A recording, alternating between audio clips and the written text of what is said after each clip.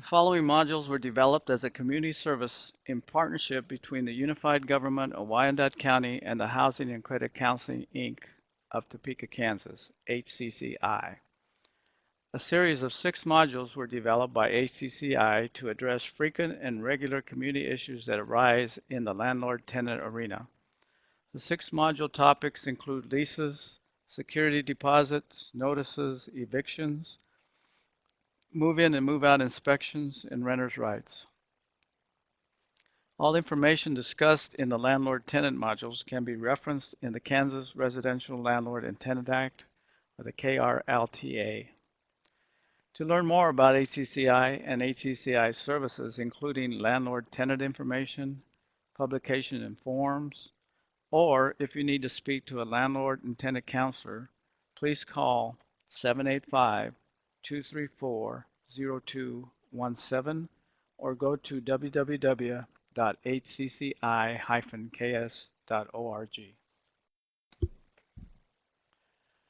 Module 3, Evictions. All HCCI tenant landlord counseling information materials and forms are rooted in the Kansas Residential Landlord and Tenant Act, or the KRLTA, reference KSA 58-2540. Evictions.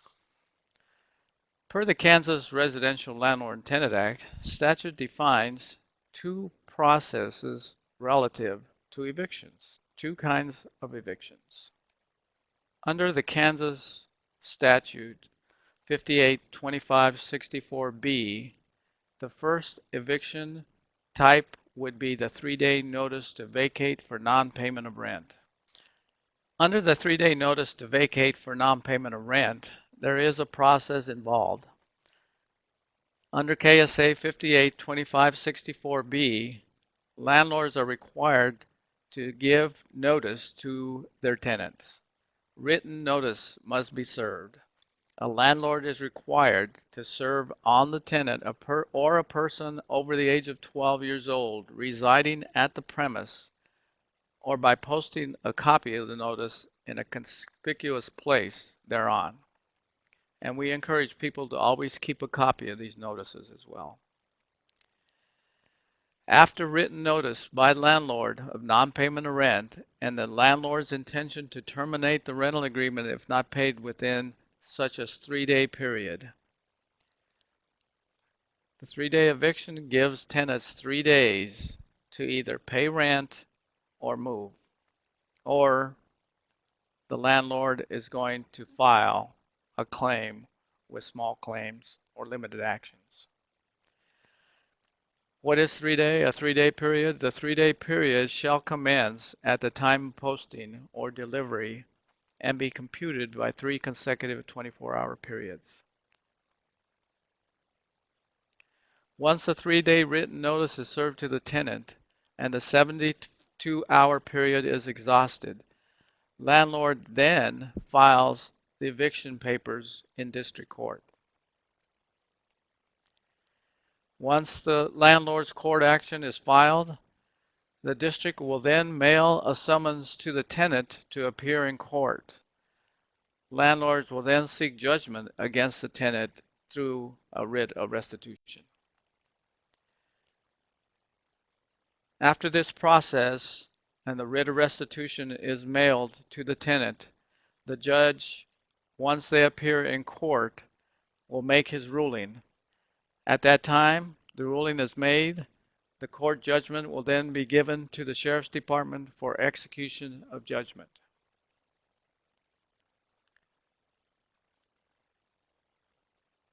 The sheriff will then accept the judge's orders and schedule a time to go out and execute the judgment. How long that is anybody's guess. It all depends on the sheriff's schedule and when he has time to do this, but it will be within days of the judgment by the judge. Once the sheriff schedules a time to go out and execute the judgment of the court, Usually, the sheriff's office will call the landlord and say, I am going over to the residence and meet me at your residence and we will carry out this judgment. Together, the sheriff's office and the landlord arrive at the tenant's residence, they knock on the door and execute the order.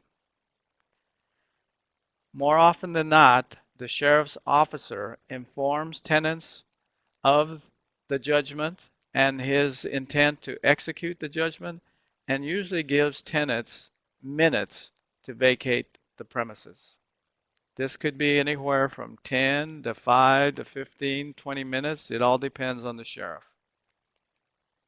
The second eviction process under KSA 582563 and KSA 582569 is the unlawful removal or exclusion of tenant, diminished services, damages, and security deposit. Unlawful removal is what this section talks about. The section goes on to say that it is unlawful for landlords to exclude the tenant from the premises. The landlords cannot take these actions on their own accord. It has to be done through the court system if it is to be legal. Everything else is considered unlawful. It is also unlawful for landlords to diminish services to the tenant by interrupting or causing the interruption of electric, gas, water, or other essential services to the tenant. This portion of the statute is saying that landlords cannot cut off your electricity, your gas, your water, just to try to get you out and evict you of the premises. That is unlawful. Tenants need to know that they too have rights. Under KSA 582563 and KSA 582569, it explains what rights the tenants have if in fact there has been unlawful removal from your tenancy. The statute states